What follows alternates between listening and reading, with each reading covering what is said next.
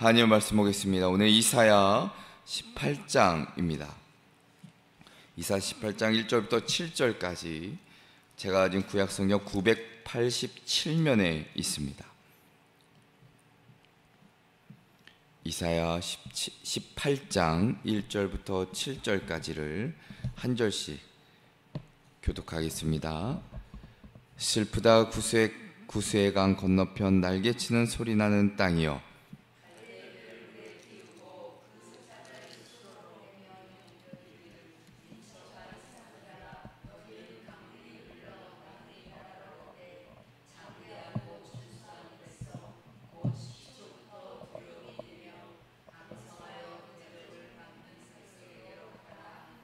세상의 모든 거민 지상에 사는 너희여, 산들 위에 기치를 세우거든 너희는 보고 나팔을 불거든 너희는 들을지어다.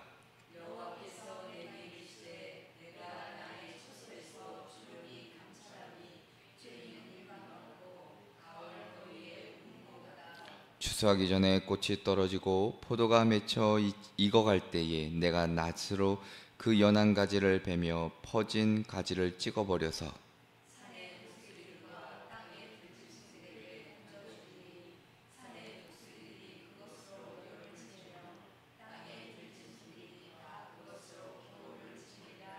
함께 읽겠습니다. 그때의 강들이 흘러 나누인 나라의 장대하고 준수한 백성 곧 시초부터 두려움이 되며 강성하여 대적을 밟는 백성이 만군의 여호와께 드릴 예물을 가지고 만군의 여호와의 이름을 두신 곳 시온산에 이르리라. 아멘. 할렐루야. 아멘. 자, 오늘도 무더위 가운데 이 새벽에 주임전에 나오신 우리 성도님들과 그리고 영상으로 예배에 참여하신 성도님들에게 하나님의 크신 은총이 있기를 먼저 주님의 이름으로 축원합니다. 오늘 말씀의 제목은 조용히 일하시는 하나님입니다. 조용히 일하시는 하나님.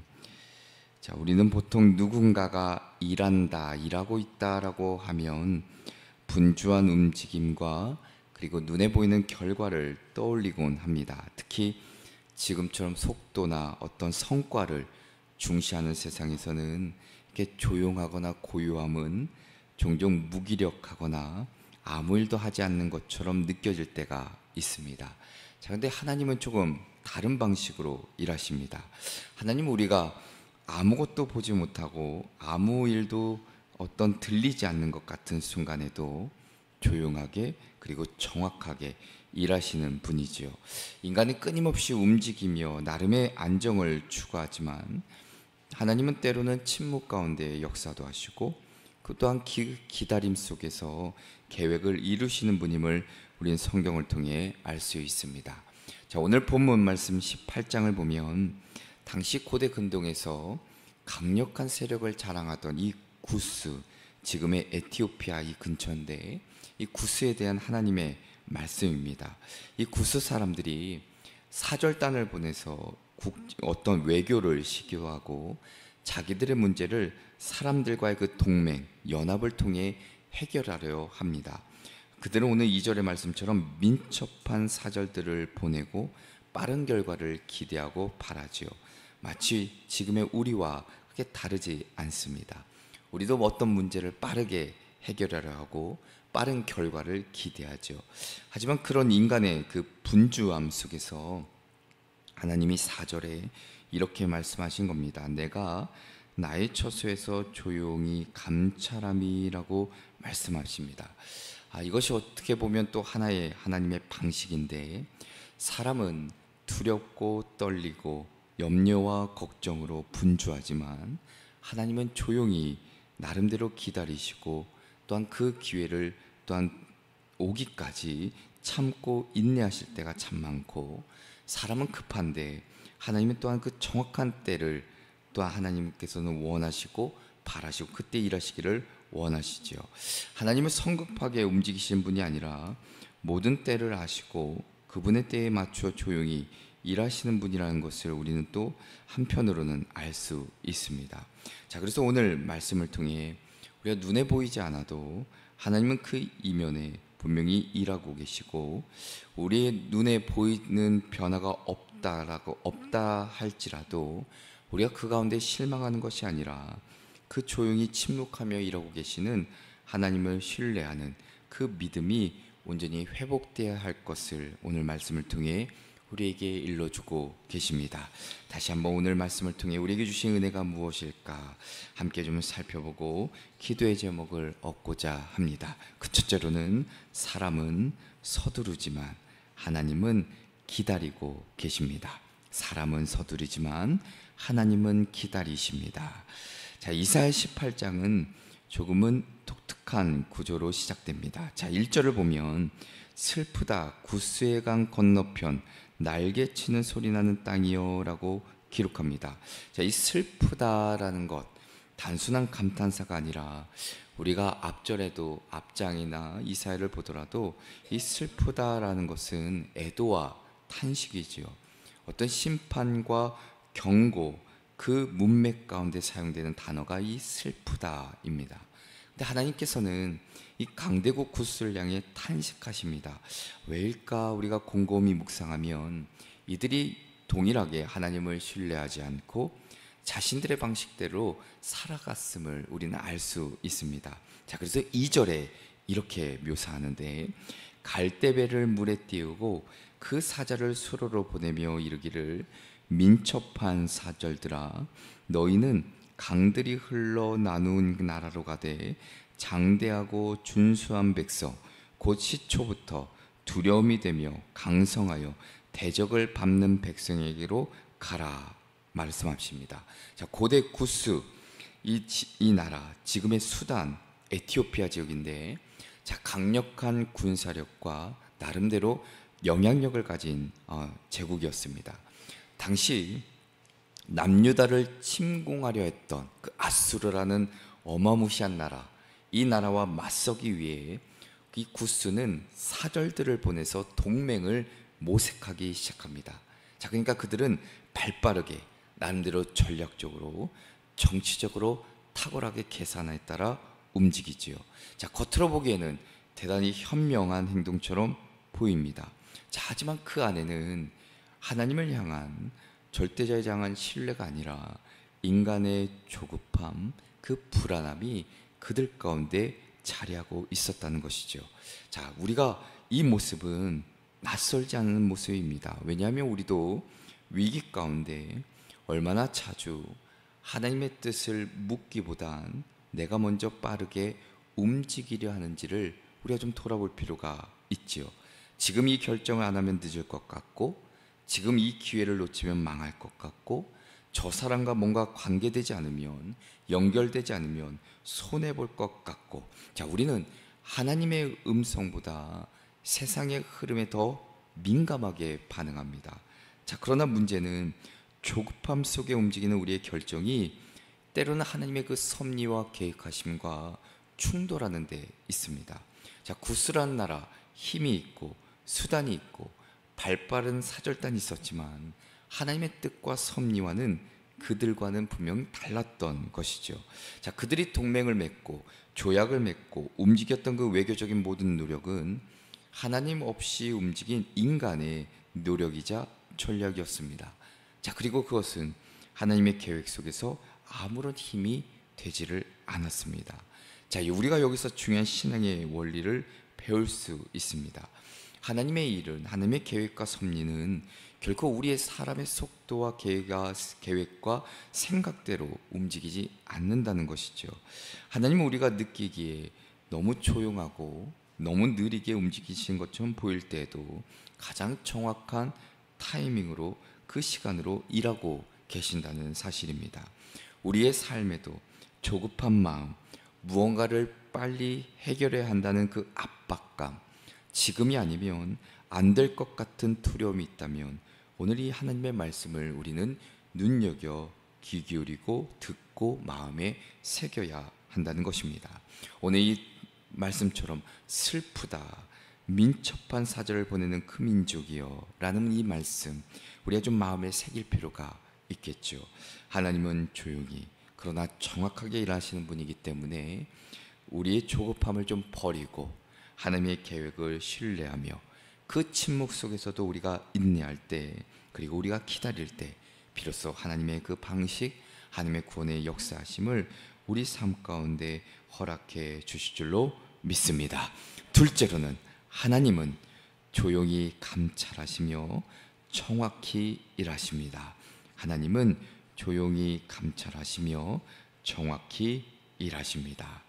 자, 사람은 늘 서두르지만 하나님은 기다리고 계시고, 더 나아가서는 하나님은 일하는 것 같지 않으실 때도 일하지 않는 것처럼 보이지만 하나님은 여전히 감찰하신다. 자, 3절을 보면 전 세계를 향한, 세상을 향한 하나님의 선포가, 선언이 기록되어 있는데, 자, 세상의 모든 거민, 지상에 사는 너희여, 산들 위에 기치를 세우거든 너희는 보고 나팔을 불거든 너희는 들을지니라 말씀합니다. 자, 이 구절은 하나님께서 일하실 때 그것이 은밀하게 행하는 것이 아니라 명백하게 드러난다는 것을 알려주는데, 하나님의 역사하심은 결코 우리가 모르지 않고 반드시 드러나고 온 세상이 그것을 목격하게 된다는 것을 오늘 이 3절의 말씀에 기록하고 있습니다. 자, 그런데 그와 동시에 4절에는 또 이렇게 말씀하십니다. 여호와께서 내게 이르시되 내가 나의 처소에서 조용히 감찰함이 쬐는 일광 같고 가을 더위의 운무 같도다. 자, 표면적으로 보자면 3절과 4절은 조금 상반된 분위기이죠. 3절은 나팔, 어떤 기치, 크고 분명하게 나타나는 행동을 묘사하는데, 자, 4절은 조용히, 어떻게 보면 운무처럼 은밀하고 잠잠한 방식을 말합니다. 어떻게 보면 이것이 하나님의 일하시는 방식일 수도 있겠죠. 자, 오늘 4절의 말씀을 다시 한번 보면 4장은 이 18장 그 말씀 가운데 좀 인상적인 구절이기도 한데, 자, 4절에 여호와께서 내게 이르시되 내가 나의 처소에서 조용히 감찰함이 쬐이는 일광 같고 가을 더위의 운무 같도다. 자, 이 짧은 한 절이지만 하나님의 일하심에 대한 놀라운 통찰이 이 안에 담겨 있습니다. 자, 당시 유다 백성들, 주변 강대국들의 소식에 대단히 민감하게 반응하고 있었습니다. 아수르가, 그 강대국이 점점 남하하고 있었고, 이집트, 애굽과 구스는 동맹을 제안하며 무력을 모으려고 했죠. 자, 그 안에서 유다 백성은 누구를 의지하는가를 놓고 깊은 혼란을 겪습니다. 자, 그런데 하나님은 그 모든 국제 정세의 그 복잡함 속에서 이렇게 말씀하시는 겁니다. 나는 나의 처소에서 조용히 감찰하고 있다. 자, 왜냐하면 우리는 이 말씀이 조금은 우리 가운데 충격인 것은, 우리는 위기의 때, 고난의 때 당장 하나님이 움직이시기를 기대하기 때문입니다. 눈에 보이게, 즉각적으로, 강하게 바로 내 앞에서 일하시기를 바라죠. 자, 그런데 하나님은 오늘 조용히 계시겠다 말씀합니다. 단순한 침묵이 아니라 그 감찰하시는 어떤 평온함 가운데 그 기다리고 또한 바라보고 계신다는 것을 말씀하시죠. 자, 근데 하나님이 침묵은 하시는데 아무 일도 하지 않으시는 것은 결코 아닙니다. 자, 감찰한다는 것은 의도적으로 주목하는 겁니다. 집중적으로 바라보는 겁니다. 그러니까 다시 말하면 하나님은 그냥 무관심하게 방관하는 것이 아니라 그 정확한 때를, 앞서 우리가 첫 번째 대지에 보았듯이 정확한 때를 기다리고 계시고 세상을 바라보는 통치자, 주관자의 역할을 분명히 하고 계신다는 것이죠. 자, 그래서 본문의 비유도 우리가 좀 보면 쬐는 일광 같고 가을 더위의 운무 같도다 말씀합니다. 자, 그 당시에 그 지역의 여름 기후를 묘사한 것인데, 자, 낮에는 매우 뜨거운 태양 아래서 땀이 내리다가도 밤이 되면 아주 차가운 이슬이 내려 식히고, 또 이 이슬은 추수할 때의 열매를 풍성하게 하는, 아주 풍성하게 익게 하는 중요한 역할을 하지요. 자, 하나님은 마치 뜨거운 낮의 고통과 긴장 속에서도 밤마다 이슬처럼 조용히 내려 모든 것을 살피시고 다스리시며 때가 되면 풍성한 열매를 맺게 하시는 분이라는 것을 이 짧은 구절 안에 그 상징적인 의미를 담아주고 있습니다.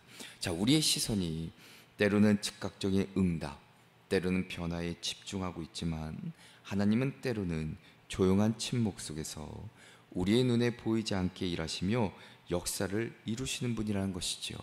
근데 그분의 일하심은 보이지 않지만 결코 멈추지 않고 평안과 신뢰 속에 맡길 수 있는 하나님의 능력과 섭리를 우리에게 분명 약속해 주십니다. 사랑하는 성도 여러분, 우리의 삶에도 이러한 하나님의 침묵이 있을 때가 있습니다. 답답하고 때로는 외로워 보일지라도 하나님은 조용히 일하시며 그 역사하심을 준비하고 계신다는 사실을 잊지 마시고 그 하나님을 믿고 인내하며 기다리는 믿음의 자세를 또한 가지시기를, 그리하여서 우리 안에 하나님의 그 완벽한 계획이 이루어지는 놀라운 은혜가 있기를 주님의 이름으로 축원합니다. 끝으로는 하나님은 결국 열방을 주께 돌아오게 하십니다. 하나님은 결국 열방을 주께 돌아오게 하십니다. 자, 오늘 18장의 마지막 부분을 보면 그 하나님의 기다리심, 하나님의 그 역사하심, 그 조용히 일하심, 하나님의 그 심판이 궁극적으로 어떤 목적을 향해 있는지를 분명하게 보여주고 있습니다. 자, 5절부터 6절을 보면 앞서 언급된 세상의 강대국들에 대한 심판을 다시 한번 강조하시는데, 자, 추수하기 전에 꽃이 떨어지고 포도가 맺혀 익어갈 때에 내가 낫으로 그 연한 가지를 베며 퍼진 가지를 찍어버려서 산의 독수리들과 땅의 들짐승들에게 던져주리니라고 기록합니다. 자, 하나님의 심판이 얼마나 철저하고 완전하게 이루어진지를 재확인시켜 주시죠. 세상의 힘과 영광, 마치 수확되지 못하고 버려진 농작물처럼 맹수들의 먹이가 되어 사라질 것이라 말씀하십니다. 자, 그런데 이 심판의 끝은 절망이 분명히 아니라 놀라운 희망으로 이어지는데, 자, 7절에 이렇게 기록합니다. 그때에 강들이 흘러 나누인 나라에 장대하고 준수한 백성, 곧 시초부터 두려움이 되며 강성하여 대적을 밟는 백성이 만군의 여호와께 드릴 예물을 가지고 만군의 여호와의 이름을 두신 곳 시온산에 이르리라 말씀합니다. 자, 이 구절은 앞서 1절과 2절에 묘사되었던 바로 그 강대한 구스 민족을 다시 언급하는데, 자, 그들은 한때 자신들의 힘, 민첩함을 자랑하며 유다에게 동맹을 제안했던 이방 민족입니다. 자, 그런데 놀랍게도 하나님의 심판을 목격하고 경험한 후에 그들이 만군의 여호와께 무엇을 가지고, 예물을 가지고 어디로? 시온산, 곧 여호와의 이름이 있는 곳으로 나올 것이라 예언하고 있습니다. 자, 이것은 단순히 구스 민족만의 이야기는 아닙니다. 하나님의 심판, 하나님 그 조용한 일하심이 궁극적으로 모든 열방을 하나님께로 돌아오게 하는 그 구원의 계획의 그 일부임을 알려주시죠. 자, 예물을 가지고 시온산으로 나온다는 것, 과거에는 내가 하나님을 알지 못했고 자신들의 힘만을 의지했던 이 이방 민족들이 이제는 하나님의 주권을 인정하고 그분께 경배하며 순종하는 참된 예배자가 될 것을 의미합니다. 하나님의 심판은 분명 징계와 나름대로 그 죄에 대한 값을 치르지만 궁극적으로는 하나님의 영광을 드러내고 모든 민족을 구원하시기 위한 과정이라는 것을 우리는 늘 잊지 말아야 합니다. 사랑하는 성도 여러분, 오늘날 우리도 여전히 세상의 요동침, 그 강대국들의 움직임, 그리고 개인적인 삶의 문제들 속에 불안과 두려움 가운데 살아갈 때가 있습니다. 하나님께서 침묵하신 것처럼 느껴지기도 하고 때로 하나님이 나를 버린 것 같은 참 외로움 가운데 살아가기도 합니다. 그러나 이사야 18장은 우리에게 하나님의 그 조용한 일하심이 결국 모든 민족을 하나님께로 이끌어오는, 인도하시는 위대한 구원의 계획의 일부임을 다시 한번 확신시켜 주시죠. 하나님의 주권을 드러내시고 하나님께 돌아오게 하실 거대한 어떤 드라마의 한 장면을 오늘 이 18장을 통해 우리에게 다시 한번 일깨워 주십니다. 그러므로 우리는 세상의 소란에 흔들리지 말고 조용히 그러나 확실하게 하나님의 뜻을 이루어 가시는 그 주님만을 신뢰하며 살아갈 것을, 우리의 삶 속에서 만나는 그 끊임없는 무너짐의 순간들 속에서도 결국은 우리가 하나님께로 더 깊이 나아가고 더 하나님을 붙잡고 의지하며 살아갈 때, 그 약속을 굳게 붙잡을 때 하나님이 우리의 삶을 기억하시고 반드시 회복과 치유와 온전케 하시는 은혜를 우리에게 허락해 주실 줄로 믿습니다. 이 믿음으로 오늘도 하루를 살아내시는 저와 여러분 되시기를 주님의 이름으로 축원합니다. 기도하겠습니다. 사랑과 은혜가 풍성하신 하나님 아버지, 오늘 말씀을 통해 세상의 모든 요동침과 강대함 속에서도 주님께서는 조용히 그러나 확실하게 일하고 계심을 깨닫게 하시니 감사를 드립니다. 하나님, 우리의 삶 속에서 눈에 보이는 것에만 반응하고 조급해했던 저희의 연약함을 용서하여 주시고 여전히 우리의 삶을 주관하시며 다스리시는 하나님만을 신뢰하고 믿고 따르는 저희들 되게 하여 주시옵소서. 주님의 때를 인내함으로 기다릴 수 있도록 우리에게 또한 힘 주시고 또한 능력을 주시고 인내하며 참고 견딜 수 있도록 성령님께서 붙잡아 주시는 은혜를 또한 허락하여 주시옵소서. 오늘 하루도 그 주님과 동행하기를 간절히 원하오며 예수 그리스도의 이름으로 기도합니다. 아멘.